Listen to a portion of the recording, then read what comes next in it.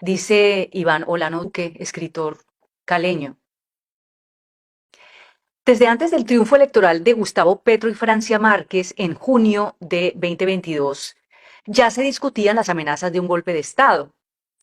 Se decía que los militares no aceptarían estar al mando de un exguerrillero, que la oligarquía incendiaría el país antes que acatar el resultado de las urnas y que las mafias enquistadas en todos lados no permitirían ninguna modificación del orden establecido. Pero el hecho de que algo sea repetitivo no lo hace menos cierto. Las amenazas de un golpe hay que tomarlas con seriedad, no solo por la historia de las violencias en Colombia, sino por una mínima conciencia latinoamericana. Allende siempre ha sido un ejemplo y una herida en nuestra identidad política, y basta con echar un vistazo al panorama de los últimos años para ver que la brutalidad de los viejos golpes militares se transformó en un aparato más sofisticado de acoso mediático, sabotaje de los oligopolios beneficiarios del neoliberalismo y estocadas finales de la derecha judicial. El lawfare es uno de los conceptos políticos fundamentales de la última década. Entonces hay que empezar por ahí. La posibilidad de un golpe está vigente todo el tiempo. Y cuantas más transformaciones reales en beneficio de las mayorías sociales realice el gobierno Petro, más aumentará el riesgo. Se combina la fragilidad de unas instituciones patrimonializadas por las élites, la corrupción ligada al narcotráfico y una clave que desde luego no es exclusiva de Colombia. Todo proyecto de ampliación de derechos fundamentales hostiliza al gran capital. ¿Dónde está el poder? La encrucijada de estos días en Colombia se puede resumir en dos elementos. Primero, el acoso y derribo mediático y judicial contra altos funcionarios del gobierno Petro, con el objetivo no solo de intimidar y paralizar, sino sobre todo de construir un relato de caos y una falsa equivalencia con el pasado.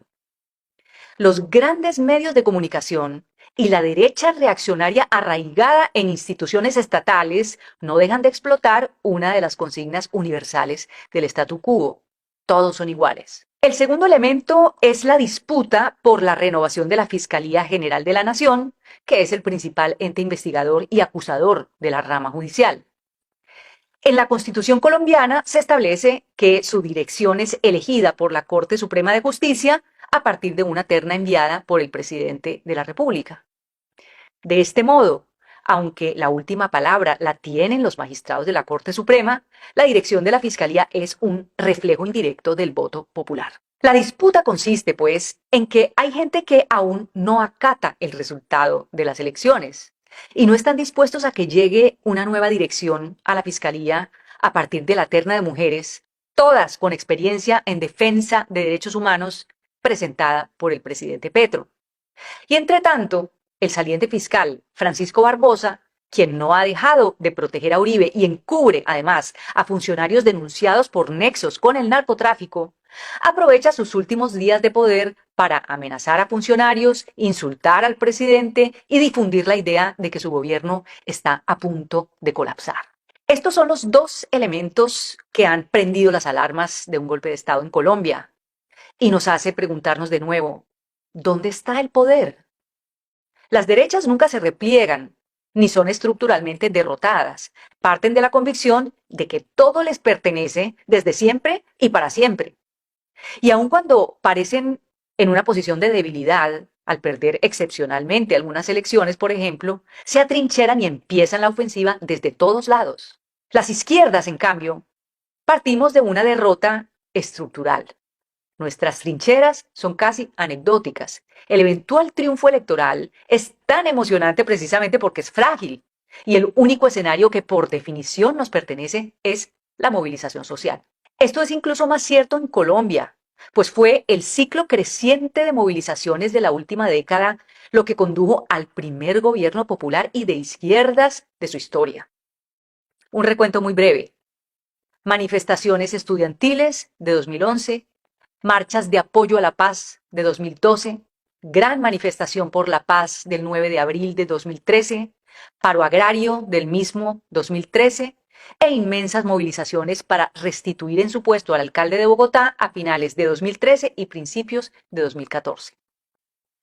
Entre muchas otras, hay que recordar la minga indígena de 2015, el paro camionero de 2016, el ejemplar paro cívico de Buenaventura de 2017, hasta llegar a esa revitalización de las plazas y la palabra pública en la campaña por la Colombia Humana de 2018. En lo que queda del ciclo, los ritmos se aceleraron en un clima incluso más hostil. Pensemos en el paro nacional de 2019, las manifestaciones contra la brutalidad policial del 2020, hasta llegar a ese terremoto en el imaginario colectivo que fue ya una transformación de las relaciones de poder, el estallido social de 2021. El triunfo electoral de Gustavo Petro y Francia Márquez en el 2022 fue, más que la continuación del impulso, la constatación formal de un cambio que ya había sucedido en Colombia gracias a este ciclo creciente de movilizaciones. Esto explica el espanto del establecimiento político, económico y mediático ante su sola mención. Son perfectamente conscientes de que por su culpa sucedió lo que les parecía impensable, perder las elecciones. Y esto explica también la insistencia de Petro en la organización y la movilización ante el incremento de amenazas de un golpe de Estado. Petro recuerda esta historia y sabe que su gobierno no existe gracias a la solidez de los partidos o a la complicidad con el gran capital, sino gracias al impulso extraordinario de la movilización popular. Y lo dice además, porque en contravía de la historia de Colombia es un convencido del proyecto democrático. ¿Por qué habríamos de tenerle miedo al pueblo en las calles? Arriesgo una conjetura, dice Iván Olano Duque. El poder real en Colombia, ese puñado de banqueros, grandes contratistas del Estado y dueños de medios de comunicación, sueña con un golpe de Estado. Tiene la fantasía de un retorno impune al viejo régimen, pero no es tonto y sabe perfectamente que en la actual correlación de fuerzas no es la mejor apuesta. Dicho de otro modo, anhela un golpe, pero sabe que hoy no sería un buen negocio. Un nuevo estallido social significaría un costo muy alto. A pesar de la piromanía de algunos de sus portavoces subordinados, los expresidentes Gaviria y Pastrana, la senadora Cabal, Vicky Dávila, lo que le interesa a ese viejo régimen, más que la ruptura precipitada del gobierno Petro, es inmovilizarlo, arrinconarlo, detener el trámite legislativo de las distintas reformas. Desde luego, no es posible superar 3 décadas de voracidad neoliberal sin hostilizar a quienes se acostumbraron a parasitar el Estado.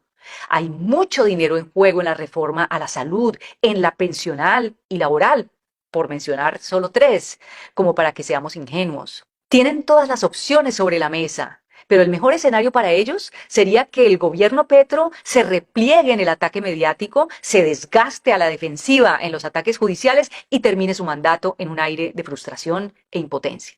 Entonces hay que distinguir entre el poder real y los matones vociferantes en sus márgenes. Los individuos de extrema derecha que esperan la luz verde para desatar un enfrentamiento directo. Esto se suma al nuevo ingrediente del trumpismo, que ha impulsado en las derechas latinoamericanas una estética en la que la agresividad estridente y cierta torpeza se vuelven valores electorales. Varios individuos incendiarios de la extrema derecha colombiana sueñan con explotar ese nicho. Pienso, dice Iván Olano Duque, en Diego Molano, exministro de Defensa, en Eduardo Zapateiro, excomandante del Ejército, y en el protagonista de estos días, el fiscal Francisco Barbosa, quien cree que, amenazando al presidente Petro, garantiza el éxito de su campaña presidencial. Ningún escenario es descartable. Por responsabilidad, por conciencia histórica, después de tantos horrores e injusticias, nuestro deber es tomarnos en serio todas las amenazas a la soberanía popular. Y por eso está bien decirles a los golpistas: piensen muy bien cada paso, midan sus acciones y no se permitan olvidar ni por un instante que acá hay una larga historia de resistencia.